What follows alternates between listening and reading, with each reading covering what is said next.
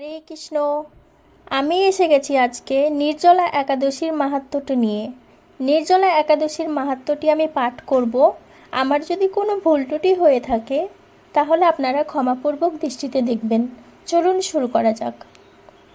যুধিষ্ঠির বলিলেন, হে জনার্দন, আমি অপরা একাদশীর সমস্ত মাহাত্ম্য শ্রবণ করলাম।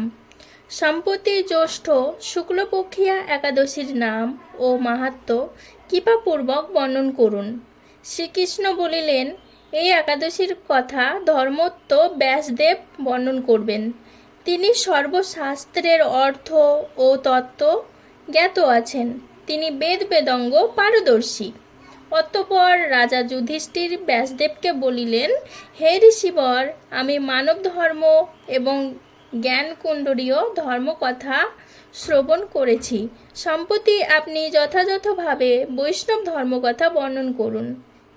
শ্রী বেদব্যাস বলিলেন, হে মহারাজ, তুমি যে সকল ধর্মকথা শ্রবণ করেছ, এই কলিযুগের মনুষ্যগণ সেই সমস্ত পালন করতে পারবে না। যথা সুখে, অল্প ধনে, অল্প কষ্টে নিষ্পন্ন হইয়া মহাফল প্রদান করে এমন সমস্ত শাস্ত্রের সাররূপ। সেরূপ ধর্মীয় কলিকালে মানবের পক্ষে সম্ভবপর সেই ধর্মকথাই বর্ণন করিতেছি। উভয় পক্ষের একাদশীর দিনে ভজন করিবে না। দ্বাদশীর দিনে স্নান আদি পূর্বক শুচি হইয়া নিত্যকর্ম সমর্পণের পর শ্রীকৃষ্ণের অর্চন করিবে। পরে ব্রাহ্মণগণকে প্রসাদ ভোজন করাইয়া ভজন করিবে। অদ্যশুচি আদি অশৌচ আদি এই ব্রত ত্যাগ করবে না। এখানে বলতে চেয়েছেন মানে অশুচি অবস্থাতেও এই ব্রত ত্যাগ করা যাবে না। স্বর্গ লাভে ইচ্ছুক ব্যক্তিগণের পক্ষে সমগ্র জীবনে এই ব্রত পালনীয়, ইহাতে কোনো সংশয় নাই। মানে যেসব মানুষ স্বর্গ লাভ করতে চায় তাদের সারা জীবন এই ব্রত মানে এই একাদশীটি করা উচিত, মানে করতেই হবে এরকম বিষয়। এটাকে কোনোভাবেই নষ্ট করা যাবে না, পালন করতেই হবে। পাপ কর্মরত ও ধর্মহীন ব্যক্তিগণেও যদি এই একাদশীর দিনে ভজন না করে তবে তাহারা যমালয়ে গমন করে না। এখানে বলা হয়েছে যদি কোনো পাপ কর্মরত ধর্মহীন ব্যক্তিগণেও মানে পাপ কাজ করেছে, ধর্ম মানে না, এসব ব্যক্তিও যদি এই দিনটা পালন করে তাহলে তাদের যমালয়ে গমন করে না, মানে যমলোকে তাকে আর যেতে হয় না। শ্রী ব্যাসদেবের এই বাক্য শ্রবণ করিয়া বীরবাহু ভীষ্মসেন অসত্য পত্রের ন্যায় কাঁপিতে কাঁপিতে বলিতে লাগিলেন, হে মহাবুদ্ধি পিতামহ ব্যাসদেব, মাতা কুন্তী, দ্রৌপদী, ভ্রাতা যুধিষ্ঠির, অর্জুন, নকুল ও সহদেব ইহারা সকলেই একাদশীর দিনে ভজন করেন না এবং আমাকেও অন্ন গ্রহণ করিতে নিষেধ করেন। কিন্তু দুঃসহ ক্ষুধার জন্য আমি উপবাস করতে পারি না। ভীষ্মসেনের বাক্য শুনিয়া শ্রবণ করায় ব্যাসদেব বলিতে লাগিলেন, যদি স্বর্গ লাভে তোমার ইচ্ছা থাকে তবে উভয় পক্ষের একাদশীতে ভজন করিবে না। তদুত্তরে ভীষ্মসেন বলিলেন, আমার নিবেদন এই যে উপবাস তো দূরের কথা, একবার ভোজন না করিয়াও থাকতে পারি না। বক্র নামক অগ্নি আমার উদরে বিদ্যমান, ভজন না করিলে কিছুতেই সে ক্ষান্ত হয় না। সুতরাং প্রতি একাদশী পালনে আমি একেবারে অসমর্থ।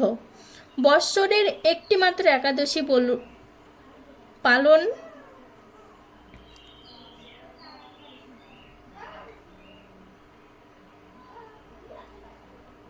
সুতরাং প্রতি বৎসরে একাদশী পালনে আমি একেবারে অসমর্থ।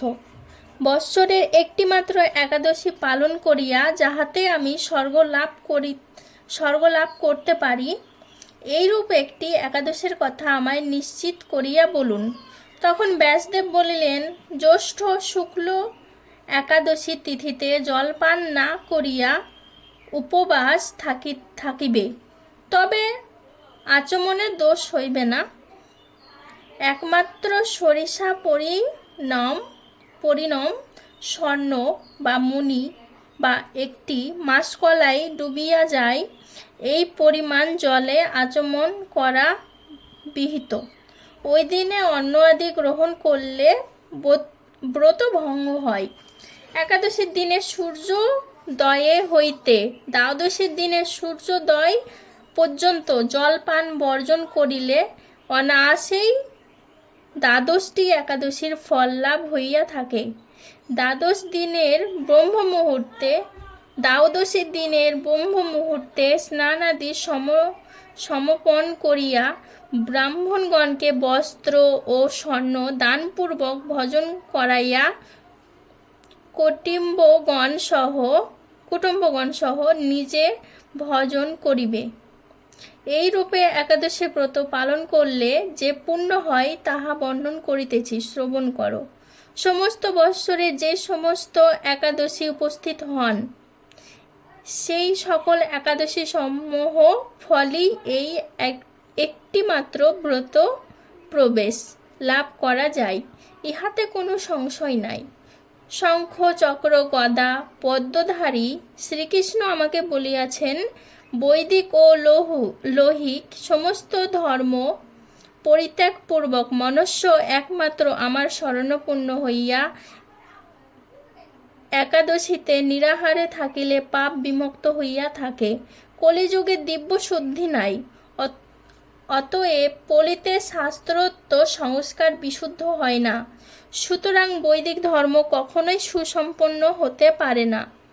হে ভীষ্মসেন, আমাকে বহু কথা বলিবার প্রয়োজন কি? তুমি উভয় পক্ষের একাদশীতে ভোজন করবে না। যদি তাহাতে অসমর্থ হও, তবে জ্যৈষ্ঠ মাসের শুক্লপক্ষিয়া একাদশীতে জলপান ব্যতীত উপবাস করিবে। এই একাদশী ধনধন্য ও পুণ্যদায়িনী, ইহা আমি সত্য করিয়া বলিতেছি। যমদূতগণ এই ব্রত পালনকারীকে ব্যক্তিকে মৃত্যুর পরও স্পর্শ করতে পারে না। পুরোক্ত বিষ্ণু দূতগণ সেই বৈষ্ণবকে বিষ্ণুলোকে লইয়া যান। অতএব সর্বপাপ পর্যন্ত এই পাণ্ডবা নির্জলা একাদশী পালন করিবে। হরে কৃষ্ণ। হরে